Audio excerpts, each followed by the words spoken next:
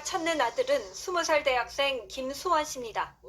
지난 6월 아들이 아는 형한테서 캄보디아에서 큰 돈을 벌 수 있다고 들었다고 했다고 합니다. 수영장 안전요원 일이었습니다. 한 달 일하면은 1,000만 원 넘게 번다고 그렇게 그때 그 얘기는 했었어요. 그래서 저는 그런 일이 없다고 분명히 말을 했었고요. 아버지가 말렸지만 아들은 캄보디아로 출국했고 연락이 끊겼습니다. 출국 2달 뒤 김 씨의 쌍둥이 동생한테 모르는 번호로 전화가 왔습니다. 작은 목소리로 살려주세요 라고 말해서 제가 전화 듣다 보니까 뭔가 수환이 목소리인 것 같아서 너 거기 어디야 하니까 어디야 하는 순간 그 다른 사람이 전화 받아서 욕을 하면 경찰에 실종 신고했지만 2달 가까이 소식이 없습니다.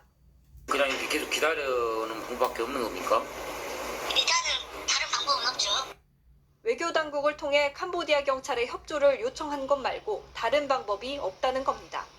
얼마나 기박했으면은 그 말 한마디 몇 마디 못하고 나 어디 있어 이 말도 못하고 그러고 전화를 끊었을까. 캄보디아 경찰은 본인이 직접 감금 피해를 신고해야 움직입니다. 신고자의 현재 위치, 연락처, 감금된 건물 사진과 이름, 여권 사본, 얼굴 사진, 본인 구조 요청 영상도 요구합니다. 이렇게 까다로운 건 가족이나 친구가 신고에 출동하면 정작 당사자가 감금이 아니라고 하는 경우가 많아서라는 게 우리 외교부 설명입니다. 자발적 피싱 범죄 가담자도 있다는 겁니다. 외교부는 신원과 위치 정보만 확인해도 출동해달라고 캄보디아에 요청하고 있습니다. 올해 한국 공관에 들어온 감금 신고는 지난 8월까지 330건, 최근 폭증하는 추세입니다. 경찰서는 계속 기다리라고 하니까 저희는 답답한 것이죠. 저는 마지막 심정으로다가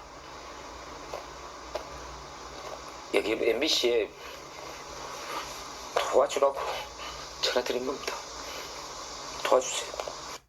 경찰청이 서둘러 자료를 내놨습니다. 한인 대상 강력범죄를 전담할 코리아 데스크를 캄보디아 경찰청에 만들기 위한 방안을 캄보디아 측과 논의하고 국제경찰기구와 합동작전을 추진하겠다고 밝혔습니다.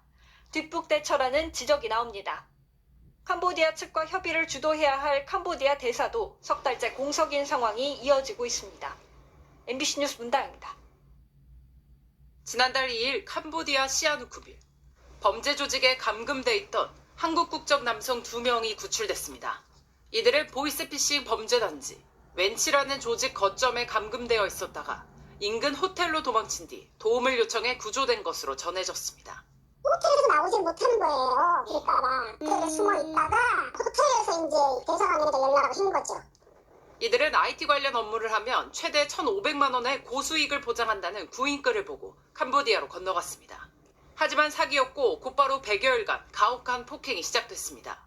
짐과 여권을 빼앗고 수갑을 찬 채로 쇠파이프로 맞았고 전기 충격기로 고문하다 기절하면 얼굴에 물을 뿌리고 다시 폭행을 이어갔습니다. 두 사람은 현지 경찰 조사에서 협박과 폭행을 당하며 보이스피싱 업무를 강요받았다고 진술한 것으로 알려졌습니다. 캄보디아 내 한국인 납치 신고 건수는 2022년 한 해 10여 건에 불과했지만 지난해부터 급증해 올해 들어선 8월까지 330건에 달했습니다. 2달 전엔 캄보디아 경찰이 현지 보이스피싱 범죄 조직을 급습해 한국인 10여 명이 구출되기도 했습니다. 나 지금 납치됐어. 내가 빨리 살려줘. 막 하면서. 외교부는 캄보디아 푸놈펜 등 일부 지역의 여행 경보를 2단계 여행 자제로 상향, 시아누쿠빌 보코산 바백 지역에는 특별 여행주의보를 발령했습니다. 조현 외교부 장관은 주한 캄보디아 대사를 불러 정부에 강한 우려를 전달했고 현지 경찰의 신속 대응을 위해 신원, 위치 정보만으로 출동 가능한 간소화된 신고 체계를 캄보디아 정부에 요청했습니다. MBC 뉴스 박솔립입니다. 지난 7월 22살 대학생 박모 씨는 현지 박람회에 다녀오겠다며 혼자 캄보디아로 떠났습니다. 하지만 일주일 뒤 가족들에게 낯선 중국 동포 말투의 협박 전화가 대학생의 번호로 걸려왔습니다. 아들을 한국에 돌려보내는 조건으로 5천만 원이 넘는 돈을 요구했습니다. 일단 동장 보니까 사고를 저질렀어요. 사고 저질렀으니까 해결해야 되는 게 목적이 아니세요. 하지만 2주 뒤 아들은 캄보디아 현지에서 숨진 채 발견됐습니다. 사망 원인은 고문과 극심한 통증으로 인한 심장마비였습니다. 사람 진단서만 보면 마음이 고문으로 인한 심장마비라는데 얼마나 그걸 고통스럽게 정해져갖고. 숨진 대학생이 발견된 곳은 한국인 납치 감금이 빈번한 캄포주의 보코산 범죄단지 인근이었습니다. 사건 발생 2달이 지난 어제 캄보디아 검찰은 한국인 대학생에 대한 살인과 폭력 등의 혐의로 중국인 3명을 기소했습니다.